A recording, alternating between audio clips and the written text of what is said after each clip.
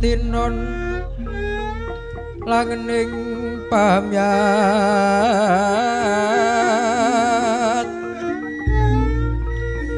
busana maneka warna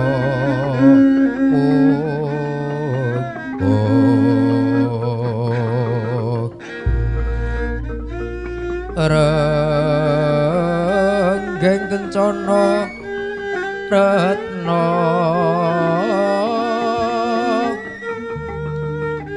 obro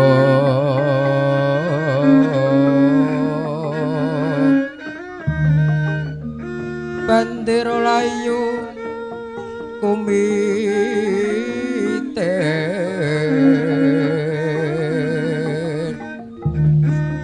sendrang pandres sing maruta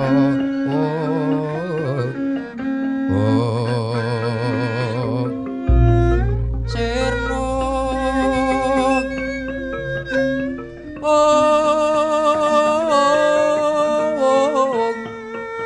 kumaranding wiyat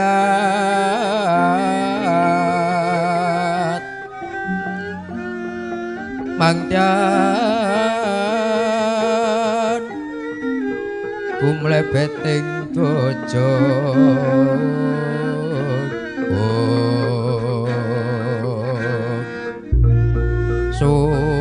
subrasta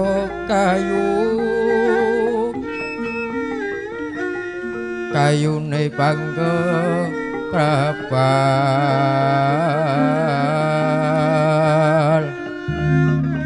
puspita hanjreng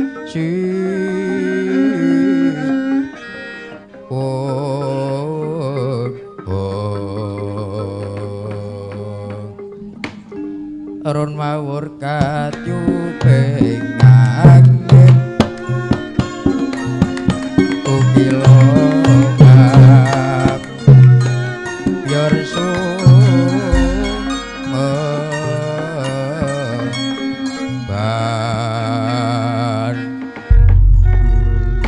pauto kula wong aku kedang kabrasa kaprabawan dhateng ingkang samyandun yuda kadang Kurawa mengsah warangka dalem nagari Nglaji Tengara Sang Patih Hayukinara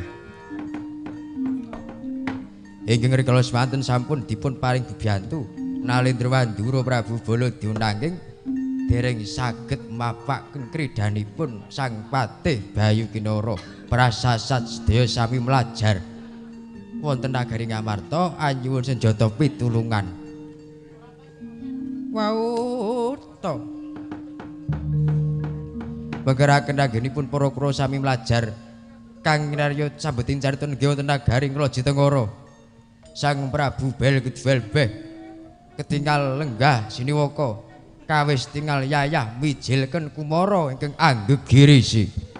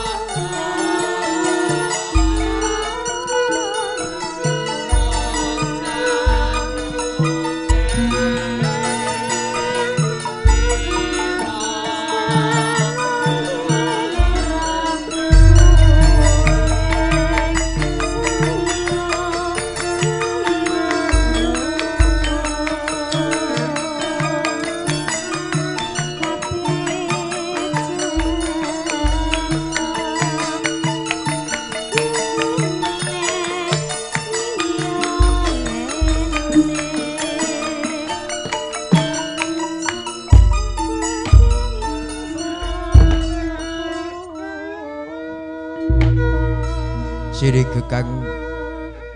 pinaka sambeting carita nggih nagari Ngloji Tengara. Hari kala semanten kawis tinggal Prabu Balgedwelbeh lenggah siniwaka wonten ing dampar Kencana nagari Ngloji Tengara. Kadhepi swanira buta prajineman Ditya Kala Mega Mendung. Ingkang rikala semanten anganti swanipun utusan Prabu Balgedwelbeh sang Patih Bayu Kinara kinen amboyong dampar Kencana nagari Kastina. Nanging dereng saged wangsul kundur wonten nagari Ngloji Tengara ndadosken legeg jroning galih sang Prabu Balgedwelbeh. Sigra ngawe buta prajineman sang Ditya Kala Mega Mendung mangerti kumlane ngasta sang Prabu Balgedwelbeh sigra den prepeki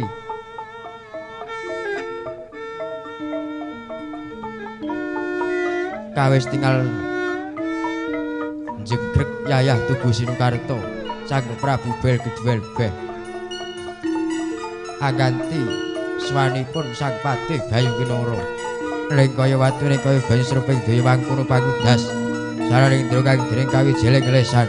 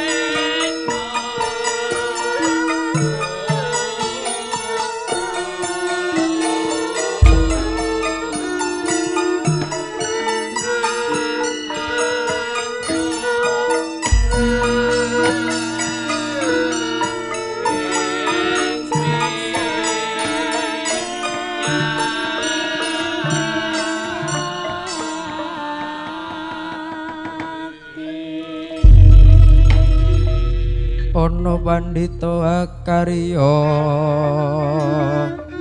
wangsit pindha kembang ngajaping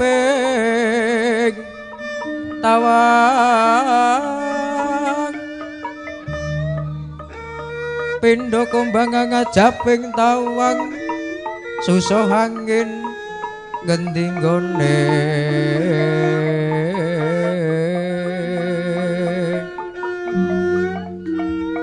kalawan kali ingkang kung watesane langit jala nidhi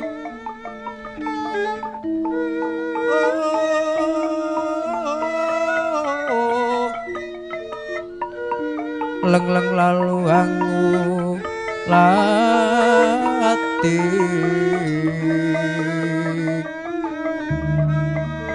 Surya mangrang sang wayah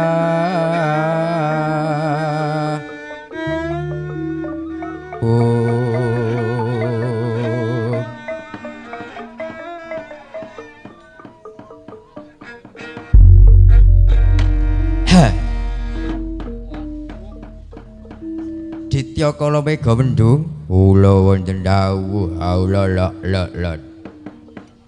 keparga kula yadung dawuh kados pundi diwaji sinuwun Prabu bel kedhuwelweh kula ngertos kumlawe ing asta lajeng kula prebeki kados wonten bab wigating dipun rembag kula yadung dawuh Yai Wande yadung dawuh sinuwun ladala yo mula kowe kuwi ado tak awe cedhak saya tak raketake inggih ana pakaryan kan kudu dirampungi inggih kados pundi pirang-pirang dina pirang-pirang sasi pirang-pirang taun aku ngutus abdiku Patih Bayu Kinara inggih supaya suwanana negara Ngastina nyuwun dampar kencana ana negara Ngastina aku kang bakal nglenggahi ngono inggih kersanipun lah tak omongi Ngastina kuwi sing dadi ratu Prabu Duryudana iya Prabu Duryudana kuwi Nalendra kang ora duweni watak berbudi bawa leksana nanging kosok balen Nalendra kang ngumbar angkara murkane inggih lajeng kersanipun sinuwun aku kuwi kepengin ngrubah tatanane negara Ngastina ngono supaya kewula munggahing Nayaka Praja padha guyub rukun bandul ngrompol ora ana kang bang cindhing bang siladan ngono inggih prayoginipun dipun entosi wonten nagari kula Jitengara mawon Sang Patih Bayu Kinara sinuwun ora aku ki ra sranta wis prang-prang candra tak utus kok ora ana kasile ora swanana negara kula Jitengara inggih lajeng kersanipun tutpuri budalku aku sumedya tumuju negara Ngastina yen ora Prabu Bel Kedhuwelbeh ora bakal kelakon nggonku gawe tentreming para kawula munggahing Nayaka Praja negara Ngastina inggih yen mekaten kula dherekaken lan kula badhe midhalaken para wadyabala buta Gandharwa buta Prajinuman wis ora apa-apa sing penting ora mborosi kados pundi lah kanca-kanca mungkin nek mangan akeh kok ya melu aku mesti ku jajane akeh mampir-mampir mongko Ngastina kuwi negarane kondang inggih mboten iya saka omah kudu sangu sing akeh inggih ben ra boros-borosi aku lah aku ki ratu ya Allah tan wong ngene iki kok tok kempongi wae inggih yen mekaten monggo kula dherekaken sinuwun yo derekno aku budal negara Ngastina tak jangkae inggih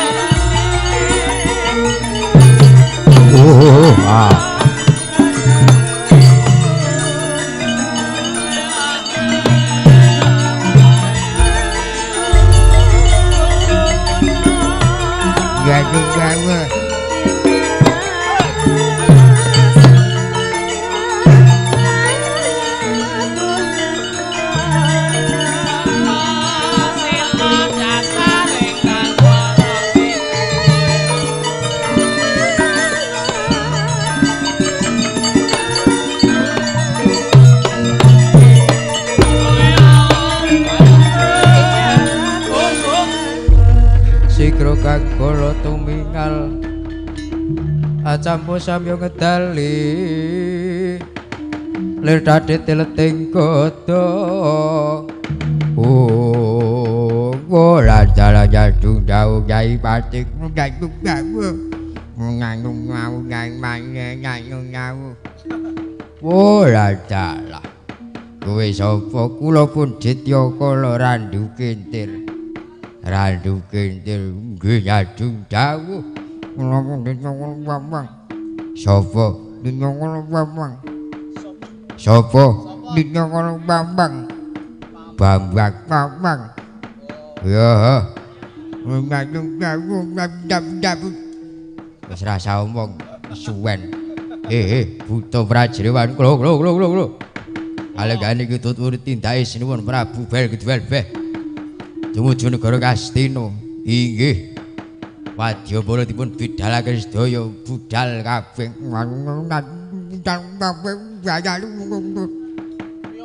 omong apa nek budal kabeh bayane kadicuri bensin apa mriki aku jang kadicuri beng omong kuwi sing cetha apa kuwi sing cetha oh ben cetha baleni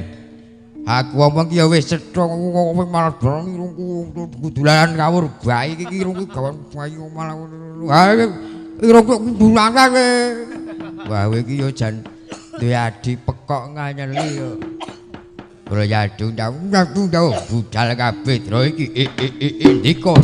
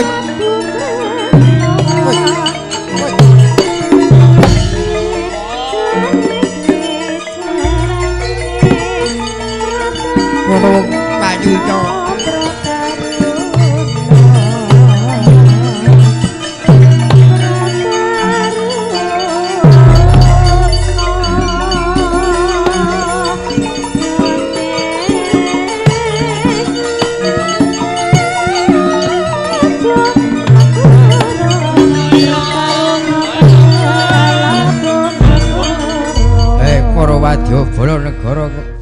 Jitengara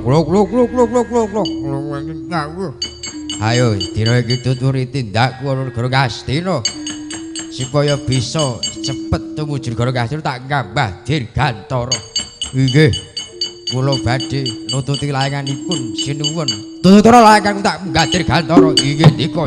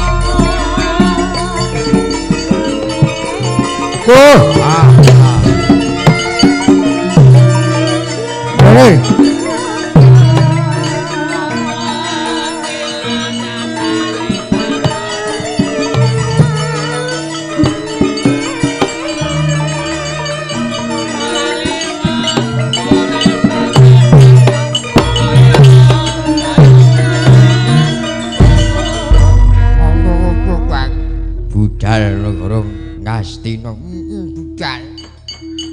Iki njur dibalik slendro. Oh iya, iki culak kecuan larak balik congko ya. Oh iya, slendro ke. Ora apa-apa. Awak dhewe iki ndereke Ratu Gusti seneng seni ya. Gelem ngobong ngene iki. Ayo budal adi budal Kang. Turke.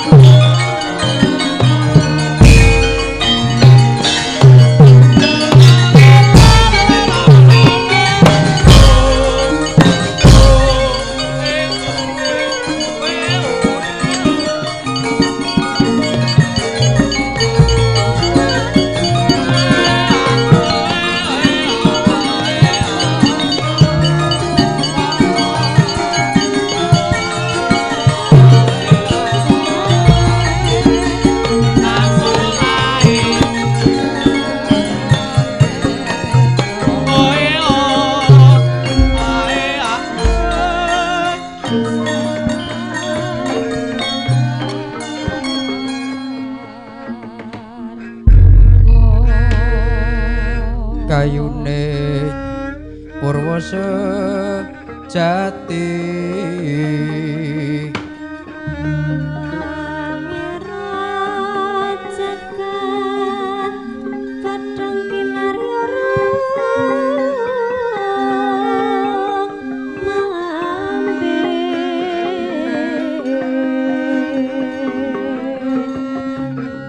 Apratopo ke kuwong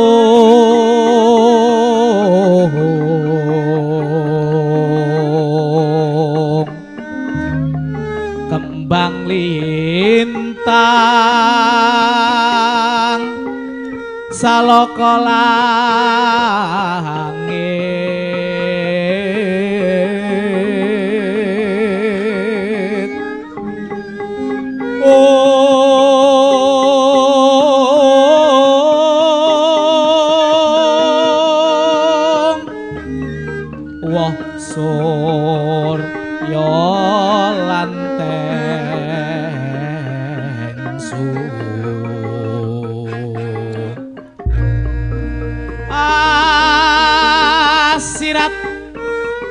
pun lan udan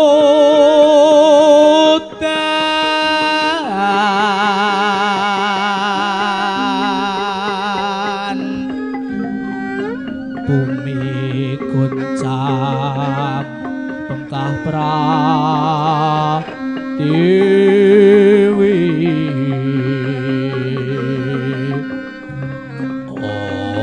oyate Bayu